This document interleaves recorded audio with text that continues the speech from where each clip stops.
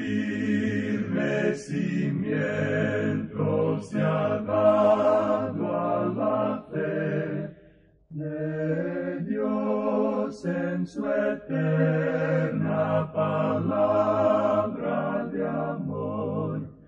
Con el propósito de compartir con usted las inmutables verdades de la palabra de Dios, presentamos A Través de la Biblia, un estudio detallado y sistemático de toda la Biblia que le ayudará a conocer lo que Dios ha revelado para nuestro provecho espiritual.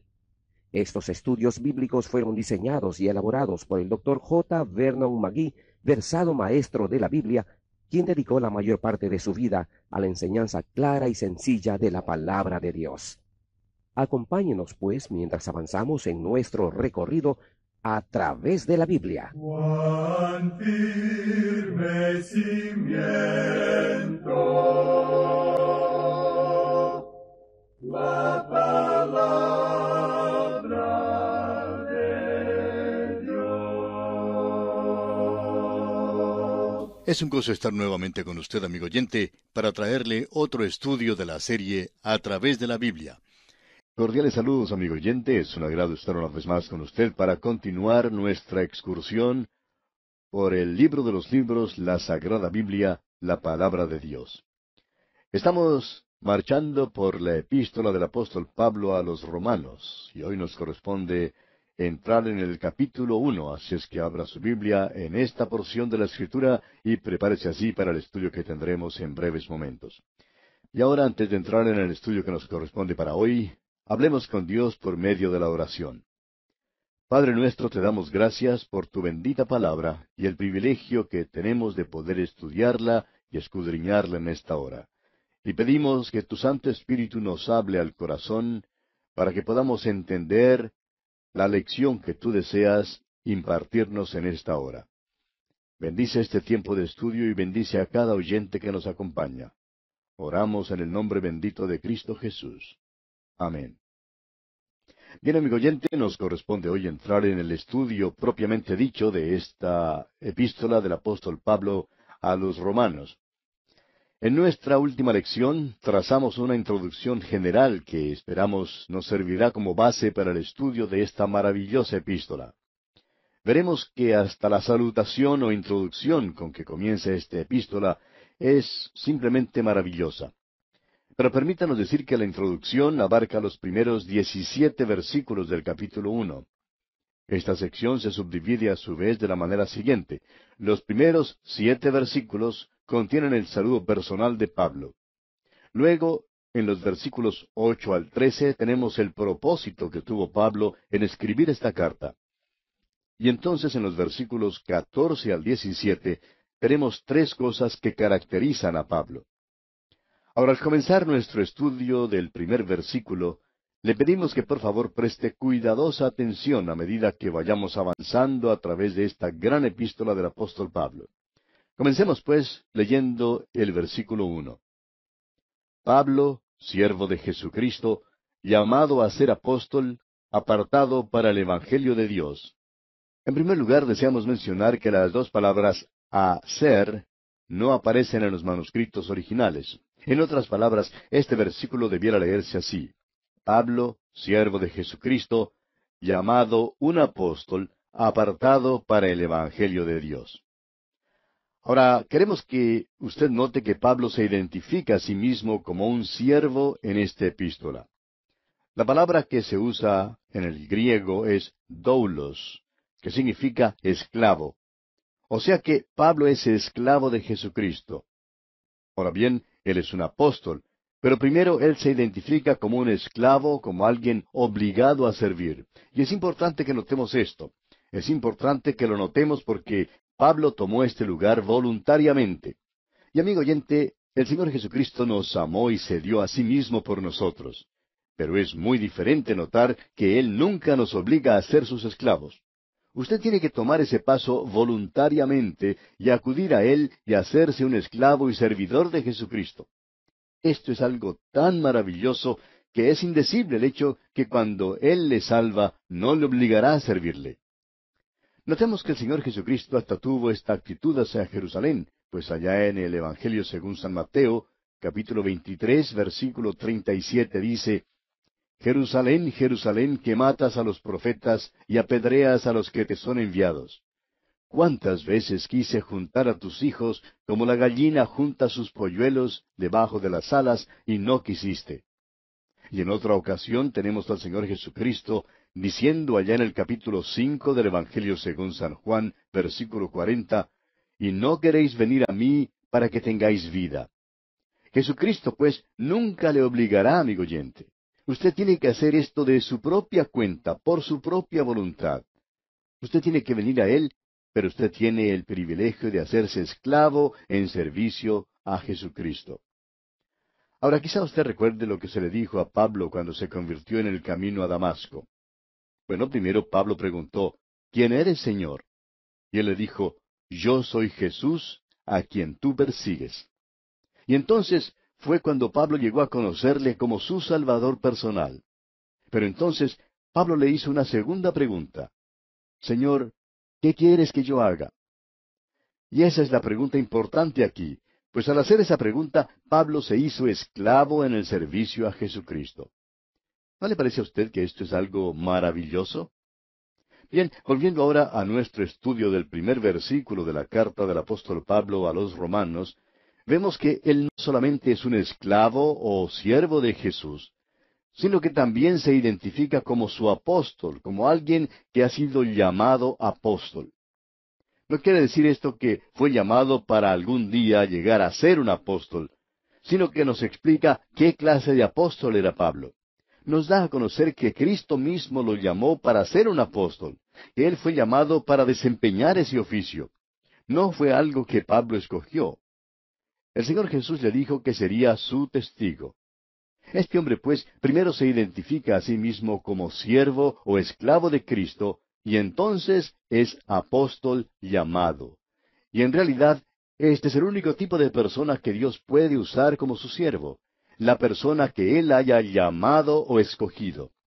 Desafortunadamente hoy en día hay demasiadas personas en el ministerio, como pastores u obreros cristianos, que nunca fueron llamados por Dios. Pablo pudo decir allá en su primera carta a los Corintios capítulo 9 versículo 16, «Ay de mí, si no anunciar el Evangelio». En el Antiguo Testamento tenemos un caso similar en el profeta Jeremías, quien fue llamado en su niñez. Y fue debido a ese llamado que Jeremías pudo decir a los falsos profetas que Dios les había dicho a ellos, según leemos allá en Jeremías capítulo 23 versículo 21, «No envié yo a aquellos profetas, pero ellos corrían. Yo no les hablé, mas ellos profetizaban». Con todo esto, tenemos que llegar a la conclusión que Pablo fue un apóstol llamado. Ahora, sin embargo, tenemos que tomar en cuenta que una de las cosas que eran necesarias para poder ser un apóstol era el haber visto al Cristo resucitado. Y Pablo le vio. Él nos dice allá en su primera carta a los Corintios, capítulo 15, versículo 8, «Y al último de todos, como a un abortivo, me apareció a mí». Pero había otra marca que era un distintivo de un apóstol de aquel entonces. Y esa marca era que un apóstol tenía que tener lo que podríamos llamar un don que sirviera como señal. Y Pablo dijo que podía hablar en lenguas. Y una vez más, en su primera carta a los Corintios capítulo 14, versículo 22, dice que el hablar en lenguas es una señal especial para los incrédulos. De modo que creemos que este don, por lo menos en parte, consistía en poder hablar y testificar de Cristo en su propio idioma a los que no conocían el griego, el latín o el hebreo que Pablo hablaba normalmente. Otro don que Pablo tenía, que lo señalaba como apóstol, era el de la sanidad. Y él no solamente podía sanar a los enfermos, sino también levantar a los muertos. Ahora no creemos que Dios conceda este mismo don hoy en día. Creemos que cada creyente en Cristo debe llevar sus dolencias y enfermedades directamente a Dios, al gran médico, en oración. Pedro también tenía este don de la sanidad y de levantar a los muertos que lo confirmaron como apóstol.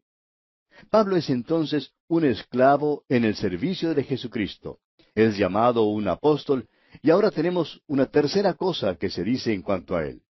Dice aquí en el capítulo 1, versículo 1, que hemos leído, que Pablo fue apartado para el Evangelio de Dios.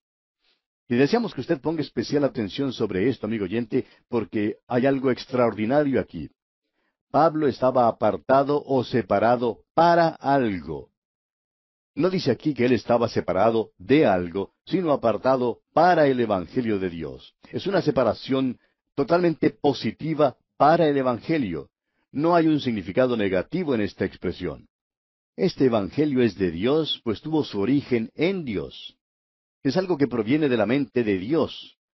Yo no inventé el Evangelio. No es algo que haya sido ideado por la mente humana. El Señor no dijo hace por allá 2000 años, bueno, sé que se ha cumplido el tiempo y es el tiempo para que Jesús baje al mundo. Pero quizá esto no les caiga bien a esta gente de a través de la Biblia. Quizá ellos tengan algún programa mejor. De modo que vamos a esperar hasta que ellos vengan. Amigo oyente, Dios no hizo nada de eso por el estilo. Cuando nosotros llegamos, el Evangelio ya había estado en existencia por más de 2000 años. Y este es el Evangelio de Dios. Él me dijo a mí, bueno, bien puedes aceptarlo o rechazarlo. Y amigo oyente, Dios le está diciendo esto mismo a usted. Usted puede o bien aceptar o bien rechazar el Evangelio de Dios, el Evangelio originado por Dios. Ahora volvamos a esta frase, apartado para el Evangelio. Pablo no indica que ha sido separado de alguna cosa, sino apartado para algo. En otras palabras, la expresión apartado para tiene un significado maravilloso que deseamos explorar ahora. Tomemos, por ejemplo, la palabra matrimonio. Esta palabra significa unión en su forma más íntima. Allá en el capítulo 2 del libro de Génesis, versículo 24, dice que el matrimonio significa unión, al mismo tiempo que significa separación. Dice que el hombre dejará, o sea, se apartará de su padre y de su madre. Pero también dice que se unirá a su mujer y que la unión será tan perfecta que la describe así, serán una sola carne. O sea que esa palabra puede significar separar y también unir. Pues bien, la palabra usada aquí por Pablo es la palabra apartado o separado. Hoy en día parece que se oye tanto en cuanto a la necesidad del cristiano de mantenerse separado o apartado del mundo. Bueno, en el caso del apóstol Pablo, no hay duda alguna que él era un cristiano separado, pero él estaba separado para algo y no de algo. Nuestro temor, amigo oyente, es que haya un énfasis exagerado en cuanto a la separación de algo. Son muchos los que usan esta palabra en un sentido totalmente negativo. Es como si comprendiesen la vida cristiana como si consistiera de solamente despojarse de esto o de aquello. Solo pueden recitar una larga lista de las cosas que no hacen. Si uno les pregunta acerca de la vida cristiana, responde que consisten en no bailar, no fumar, no tomar bebidas embriagantes, no jugar a la lotería y muchos otros no, no, no. Tememos que tales personas hayan perdido su perspectiva espiritual, pues lo de mayor importancia es el ser separados para algo. Amigo oyente, permítanos preguntarle, ¿para qué está usted separado? No le estamos preguntando de qué se ha separado usted. Lo importante es estar separado para algo. Permítanos ilustrar lo que estamos diciendo con una porción del Nuevo Testamento.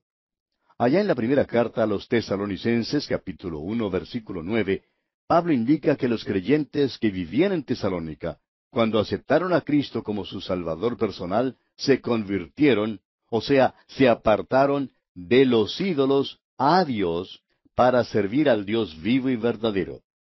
Ahora no creemos que ellos se pararan en alguna reunión o asamblea cristiana para decir, yo ya no voy al templo de Apolo. No había ninguna necesidad de decir tal cosa. Ellos estaban separados para servir a Cristo.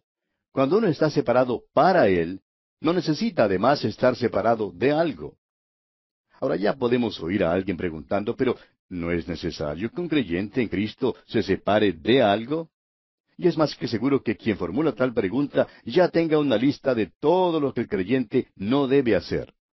Y creemos que es precisamente debido a este énfasis distorsionado en la separación negativa que tenemos tantas vidas estériles hoy en día. Están dispuestas a separarse de algo, no tienen gozo y se tornan criticones y hasta cínicos. Amigo oyente, Es necesario que usted se separe para Cristo. Si usted está dispuesto a separarse para Cristo, entonces automáticamente ocurre la separación de lo demás. Volviendo ahora al ejemplo del matrimonio. En una ceremonia matrimonial, el novio no se va a parar y leer una larga lista de todo aquello de lo cual él se va a separar. El novio simplemente promete amar y entregarse únicamente a su prometida y a nadie más. Esto indica separación, separación para algo. Sin embargo, parece que hay muchos cristianos hoy en día que creen que es suficiente apartarse de algo y eso es todo lo que hacen. Amigo oyente, lo importante es apartarse para algo y no solamente de algo. Si usted está separado para el Señor Jesús, entonces usted no tendrá que preocuparse si se ha separado de algo. Es muy interesante el resultado práctico de tal separación positiva. Significa que usted vivirá una vida que despierta interés y simpatía, y no una vida que decepcione. Se cuenta que una vez una niñita dijo, los cristianos son como la sal. La sal produce la sed en uno. Piénselo bien, amigo oyente. Y mientras tanto, conteste usted, ¿qué está haciendo usted para provocar en otra persona una sed de Jesús? Él es el agua de la vida. ¿Estamos creando una sed por esta agua? Otro aspecto interesante en cuanto a esta palabra separación es que en el griego proviene de la misma palabra de donde nosotros recibimos la palabra horizonte. Hemos notado que cuando uno se remonta en un avión, mientras más alto esté, más extenso es el horizonte. Recuerdo cierta vez cuando viajé en un avión que despegó del aeropuerto de la ciudad de Medellín, en Colombia. Cuando el avión comenzó a subir, no se podía ver casi nada.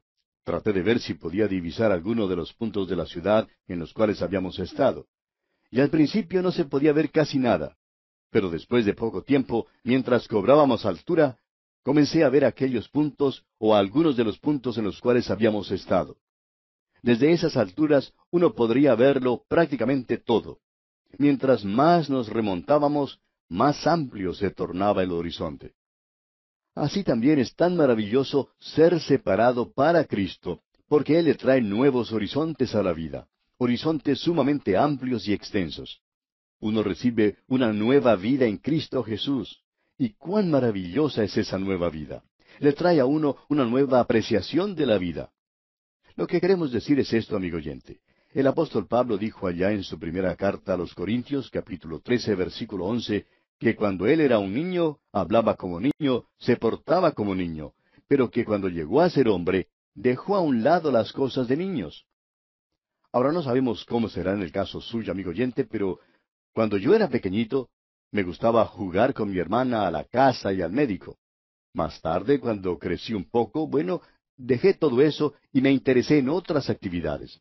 Me reunía con algunos muchachos de la cuadra, cerca de la casa, y participábamos en algunos deportes. Y si mi hermana me invitaba a jugar a la casa, pues yo le respondía que yo era demasiado grande para jugar esas cosas y que yo estaba ahora interesado en el fútbol, por ejemplo, o algo así. O sea que tenía un nuevo horizonte. Pero entonces llegó el día en que no solamente perdí el interés en jugar fútbol, sino que ya no podía hacerlo, porque estaba además interesado en otras cosas. O sea que mi horizonte se había extendido. Ahora, si usted, amigo oyente, viene a Cristo Jesús, usted se separa para Él. Y separarse para Cristo no quiere decir que usted se vuelva un introvertido, ni que sea una persona de criterio estrecho y cerrado. Separarse para Cristo, amigo oyente, quiere decir que su vida se ampliará y que usted podrá realizar muchas cosas para Cristo. Esto es especialmente cierto hoy en día para los hijos de Dios, cuando hay tantas cosas maravillosas que los hijos de Dios pueden hacer. Amigo oyente, para mí es maravilloso vivir hoy en día. Bien, este versículo 1 de la carta a los Romanos dice que Pablo estaba apartado para el Evangelio de Dios. Ahora notemos aquí que este Evangelio no es algo nuevo, pues Pablo dice aquí en el versículo 2 lo siguiente en cuanto al Evangelio de Dios. Dice él, que él había prometido antes por sus profetas en las Santas Escrituras. Esto quiere decir que si uno vuelve atrás y examina los libros del Antiguo Testamento, se dará cuenta que el Evangelio fue prometido a través de todo el Antiguo Testamento. Su mensaje es que Dios ama a la humanidad y que Dios salvará a la humanidad. ¡Qué maravilloso es esto, amigo oyente! Nos trae a una relación de amor, y veremos en esta epístola que el Evangelio es precisamente un amorío. Él nos amó, y según el apóstol Juan en su primera carta, capítulo 4, versículo 19, nosotros le amamos a Él porque Él nos amó primero. El apóstol Pedro, a su vez, declaró en su primera carta, capítulo 1, versículo 8, a quien amáis sin haberle visto. Pero creemos que Pablo lo expresó de una manera más personal, cuando dijo allá en su carta a los Gálatas, capítulo 2, versículo 20, me amó y se entregó a sí mismo por mí. ¡Qué maravilloso, amigo oyente! Y llegamos ahora a un versículo que algunos acostumbran poner entre paréntesis. Sin embargo, es uno de los pronunciamientos más importantes, porque declara qué es este Evangelio que había sido prometido en las Escrituras. Y la primera parte del versículo 3 dice, acerca de su Hijo, nuestro Señor Jesucristo. Esta palabra, acerca, es traducida de la palabra griega pare, y es la palabra que usamos como prefijo para palabras tales como periscopio, perímetro y otras. Esta palabra significa algo que cerca o que rodea. Este Evangelio, entonces, es totalmente acerca de Jesucristo. Es acerca de lo que Él ha hecho, es su trabajo. Él es el Hijo de Dios y es Cristo Jesús nuestro Señor. Ese es su nombre maravilloso. Hoy en día estamos viendo y oyendo mucho acerca de la teología que algunos llaman liberal o modernista, que niega muchas de las doctrinas cardinales de la Biblia y que ahora proclama que lo que necesitamos es la religión de Jesús. Amigo oyente, Jesús no tenía ninguna religión. Él no necesitaba ninguna, pues Él era y es Dios. Él no podía adorar a otro. Es a Él a quien nosotros debemos adorar. Alguien quizá dirá, pero Él oró. Bueno, es verdad que lo hizo, pero lo hizo, amigo oyente, para ayudarnos y acomodarnos a nosotros. Cuando Él tomó la naturaleza humana, Él se humilló voluntariamente y vivió a nuestro nivel. Usted quizá me pregunte ahora, ¿y qué quiere decir con eso? Bueno, ¿se acuerda usted del caso de Lázaro? Al lado de su tumba, Jesús dijo, según lo vemos en el Evangelio según San Juan, capítulo 11, versículos 41 y 42, Padre, gracias te doy por haberme oído. Yo sabía que siempre me oyes, pero lo dije por causa de la multitud que está alrededor, para que crean que tú me has enviado. Amigo oyente, Jesús oró para beneficio de usted y para beneficio mío hoy en día, para ayudar a fortalecer nuestra fe. Él no necesitaba orar porque tenía contacto perfecto y constante con su Padre Celestial, pues Él es el Cristo, el Señor Jesucristo. Ahora note usted que hay algo más que también es maravilloso que se dice aquí acerca de Jesucristo. Dice el resto del versículo 3 que Él es del linaje de David en cuanto a la carne se refiere. Dice aquí que era del linaje de David según la carne. Esa es la humanidad de Jesús. Pero también, según el versículo siguiente, el versículo 4, dice que fue declarado Hijo de Dios con poder. Y aquí deseamos que usted comprenda bien que la resurrección no fue lo que hizo Hijo de Dios a Jesucristo. Esta solo confirmó y reveló que lo era. Y una vez más, aquí aparece esa palabra griega que significa horizonte, que recién comentábamos. Jesús es declarado, o su horizonte le declara Hijo de Dios. Tenemos aquí, pues, la perfecta humanidad de Cristo y también su perfecta deidad. El credo más antiguo de la Iglesia decía, Él es tan hombre como cualquier hombre, y tan Dios como el mismo Dios. Pero Pablo lo dijo aún antes de que ese credo fuera formulado, pues aquí lo tenemos en estos dos versículos que acabamos de mirar. Jesús no es más hombre porque es Dios, ni es menos Dios porque es hombre. Él es Dios hombre. Siguiendo adelante ahora con nuestro estudio del versículo 4, vemos que dice que fue declarado Hijo de Dios con poder según el Espíritu de Santidad. Y creemos que esta es una referencia obvia al Espíritu Santo. Creemos que tenemos aquí la Trinidad ante nosotros. Tenemos lo concerniente a Jesucristo, y Él es el Hijo de Dios, quien es declarado lleno de poder según el Espíritu de Santidad. Y así tenemos aquí al Espíritu Santo. Además, el versículo 4 concluye diciendo, por la resurrección de entre los muertos. Permítanos decir, amigo oyente, que la resurrección lo comprueba todo. Es lo que demuestra que Él es el Hijo de Dios. Ahora, note usted que tenemos aquí la Trinidad. Tenemos también la deidad de Cristo. Y tenemos el nacimiento virginal de Jesucristo. Jesús es de la simiente de David en cuanto a la carne. Y esa es la razón por la cual tenemos dos genealogías en la Biblia. Una genealogía de Jesús aparece en el Evangelio según San Mateo. Es la genealogía de José, su padre, en el sentido legal. Y de él Jesús recibió por heredad legal el derecho al trono de David. Sin embargo, fue por medio de la otra genealogía, la de María, que aparece en el Evangelio según San Lucas, que Jesús recibe su título por sangre. Jesús es, pues, Dios hombre. Y a pesar de esto, hemos oído a algunos decir que Pablo nunca enseñó tal cosa como el nacimiento virginal. Quisiera que me explique usted, amigo oyente, qué es lo que tenemos en estos dos versículos, sino una enseñanza clara del nacimiento virginal. Estos dos versículos tienen una declaración grandiosa en cuanto a Jesús, y todavía no hemos sacado todo lo que estos versículos enseñan.